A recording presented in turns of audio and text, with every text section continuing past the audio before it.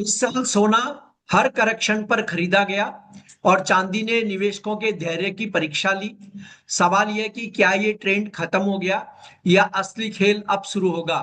इस पर बात करेंगे मिराय एसेट शेर खान के कमोडिटी और करेंसी बिजनेस हेड जिगर पंडित से। मैं हूं कमल शर्मा। जिगर जी, आपका स्वागत है मोलतोल में। नमस्कार और शुक्रिया आपके शो पे बुलाने के लिए। जी। जिगर जी, आज साल का अंतिम दिन है, लेकिन हम देख रहे हैं कि पिछले 3-4 दिन से सिल्वर रोलर कोस्टर की चाल चल रही है। आखिर ये हो क्या रहा है सिल्वर में? आ, सो कमल जी, बिल्कुल आपने सही बोला कि सिल्वर रोलर कोस्टर की चाल चल रही है। वोलेटिलिटी काफी बढ़ी हुई है। और उसका मुख्य कारण यही है कि जिस जिस गति से ये पिछले 10-15 दिन से बढ़ा है, तो थोड़ा सा प्रॉफिट बुकिंग तो डेफिनेटली आ रहा है। उसके कारण हमने देखा है कि थोड़ा सा सेलिंग प्रेशर है। दूसरा सेलिंग प्रेशर कारण ये भी हो रहा था कि यूएस का जो यूक्रेन के साथ बात चल रहा था, यूक्रेन रशिया के वॉर के बारे में, वो थोड़ा पीस टॉक हो सकता है। उस वजह से देखा कि थोड़ा सा गोल्ड और उसके पीछे पीछे चांदी में भी हमने बिकवाली देखी थी। तो ये थोड़ा सा हम ये मानते हैं कि हेल्दी करेक्शन बोल सकते हो। ऑफ कोर्स ये बहुत तेज बढ़ा था तो प्रॉफिट बुकिंग बोल सकते हो। बट हमारा व्यू अभी भी वही है, इंटेक्ट है, लंबी अवधि के लिए बने रहे, तेजी उसमें अभी भी बरकरार है, चांदी में। जी। और जिगर जी, इस साल जो सोने चांदी में मूवमेंट रहा, उसे आप ट्रेंड मानेंगे, इवेंट ड्रिवन रैली मानेंगे? सो इस बार जो सोना और चांदी में जो मूवमेंट आई है, या ये जो ट्रेंड रहा है, उसमें फंडामेंटल रीजंस काफी स्ट्रांग रहे हैं। जैसे कि ईटीएफ बाइंग देखो, अगर गोल्ड में पिछले साल से इस साल ऑलमोस्ट 18-19% ऊपर है। सेंट्रल बैंक का बाइंग भी आप लगातार 2 साल से देख रहे हैं, काफी हो रहा है। जियो पोलिटिकल टेंशन तो चल ही रहे हैं। और यूएस के जो इंटरेस्ट रेट हमने जनवरी फरवरी तो 2025 में जो पेस देखा था, तो वो काफी तेज रहा था। और अगले साल भी लग रहा है कि मार्केट का एक्सपेक्टेशन है कि और 2 रेट कट हो सकते हैं। उस वजह से हमने देखा कि तेजी है, तो ये फंडामेंटली काफी अच्छा हेल्दी साइन है। और जिस हिसाब से गोल्ड बढ़ा है, उसी प्रकार सिल्वर में भी आप देखो कि ग्रीन एनर्जी की जो टेक्नोलॉजी है, एआई ड्रिवन जो यूजेज है, और ओवरऑल जो इंडस्ट्रियल कमोडिटीज की जो डिमांड बढ़ेगी, तो उस वजह से हमने देखा कि फंडामेंटल उसमें डिमांड रही है। और इस वजह से हमें लग रहा है कि ये रैली अभी भी रहेगी। तो क्या ऊंचे दामों पर सोना अभी भी सेफ हेवन बना हुआ है? आ, बिल्कुल आप बोल सकते हो सेफ हेवन है, बट ट्रेडिंग के लिहाज से नहीं, लॉन्ग टर्म की इन्वेस्टमेंट से अगर आप देखोगे तो डेफिनेटली अभी भी लग रहा है सेफ हेवन है। इनफैक्ट आप देखोगे काफी सारे इन्वेस्टर्स भी अब उसमें, उनको लग रहा है कि हमने गोल्ड सिल्वर में रैली मिस की है, बट अभी भी समय है गोल्ड और सिल्वर में इन्वेस्ट करने का। और लोग इन्वेस्ट करने का अभी भी चालू जी। तो जिगर जी, चांदी में जो बार बार वॉलेटिलिटी क्यों दिखी, और इंडस्ट्रियल डिमांड है या स्पेकुलेशन भी इसकी कोई वजह है? सो उसमें हम स्पेसिफिक नहीं बोल सकते कि सिर्फ इंडस्ट्री डिमांड की वजह से बढ़ी है या स्पेकुलेटिव की वजह से बढ़ी है। But overall fundamental, because gold जल जल से चल गया था, तो लोगों को लगा सिल्वर में हम पार्टिसिपेट करें, तो इन्वेस्टमेंट डिमांड तो काफी उसमें आई है। उसके साथ जो मेटल्स बढ़े हैं, कॉपर है, जिंक है, एल्यूमिनियम, जो प्राइस बढ़े हैं, तो उसके पीछे पीछे इंडस्ट्रियल कमोडिटीज का भी जो डिमांड बढ़ना चाहिए या जो प्राइस हो, उस वजह से भी सिल्वर बढ़ा है। तो दोनों तरफ से, इंडस्ट्रियल यूजेज की तरफ से भी और बुलियन की प्रोस्पेक्टिव से भी, दोनों तरफ से चांदी में बढ़त हुई है। जी।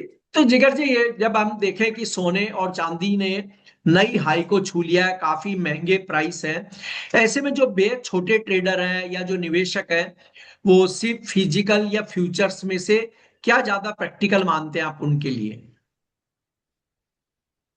जो छोटे निवेशक हैं, रिटेल इन्वेस्टर्स हैं, उनके लिए हम यही सजेस्ट करते हैं कि आपको लॉन्ग टर्म में अगर व्यू लेना है, जैसे हमारा लॉन्ग टर्म का व्यू है, तो हम यही सजेस्ट करते हैं कि ईटीएफ में आप बाइंग करिए, एसआईपी के तौर पे। क्योंकि मार्केट किसी का भी आप टाइम नहीं कर सकते। मार्केट जिस हिसाब से बढ़ा है, थोड़ा सा एक्सपेक्टेड है कि यहाँ से और गिर सकता है और फिर वापस ऊपर की रैली चलेगी। बट पता नहीं कितना गिरेगा और कब गिरेगा। तो हम तो यही सजेस्ट करते हैं कि एसआईपी के तौर पे ईटीएफ में आप रोज या वीकली या मंथली बेसिस पे आपको उसमें बाय करके इन्वेस्ट करना चाहिए। सवाल ये भी आता है जिगर जी कि अगले 6 से 12 महीने में सबसे बड़ा रिस्क फैक्टर फिर आपको क्या दिखता है? सो गोल्ड और सिल्वर के प्राइस में रिस्क फैक्टर ऐसा ही है कि यूएस फेड बोले कि हम इंटरेस्ट रेट अब कट नहीं करेंगे, या शायद हम बढ़ा सकते हैं, या सेंट्रल बैंक का सेलिंग आ जाए, या ईटीएफ का आउटफ्लो हो जाए, या फिर डी डॉलराइजेशन की जो बात चल रही है वो थोड़ी सी सबड्यूड हो जाए, या जियो पॉलिटिकल टेंशन है वो खत्म हो जाए। तो ये सब जो सिनारियोज आज की तारीख में है उसी वजह से गोल्ड बढ़ा है। अगर ये सब रिवर्स होते हैं तो वो रिस्क फैक्टर है। जी। तो ज्वेलर्स और लॉन्ग टर्म इन्वेस्टर को अभी होल्डिंग स्ट्रेटजी कैसे बनानी चाहिए?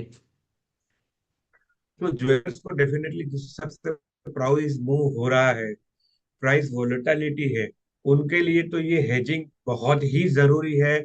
इनफैक्ट हमारे साथ जो ज्वेलर्स जुड़े हुए हैं जिनको हेजिंग करनी होती है, हम उनको हेजिंग स्ट्रेटेजी भी समझाते हैं कि आपको आपकी जो स्टॉक है, आपका जो सेल है, उसमें आप कैसे हेज कर सकते हैं, आप फ्यूचर में कैसे हेज कर सकते हैं, आप ऑप्शन में कैसे हेज कर सकते हैं। तो ये तो रही ज्वेलर की बात।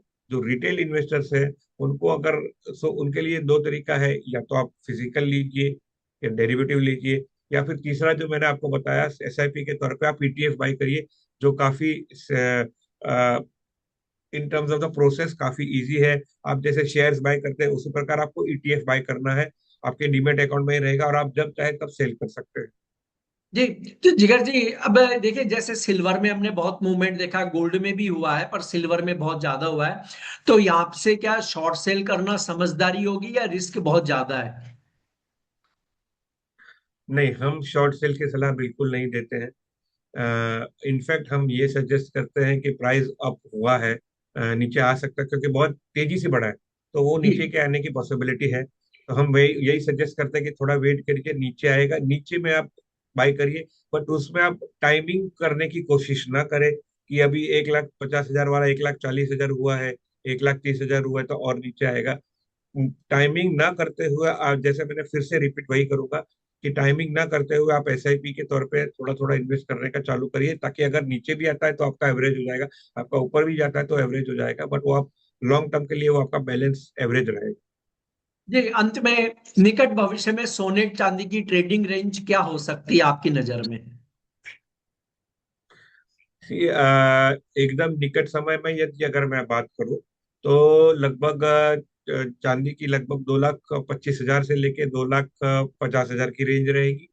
और अगर सोने की बात करूं तो लगभग 1,32,000 से लेके 1,38,000 की रेंज रहेगी। जी, आपका कोई डिस्क्लेमर जिगर जी?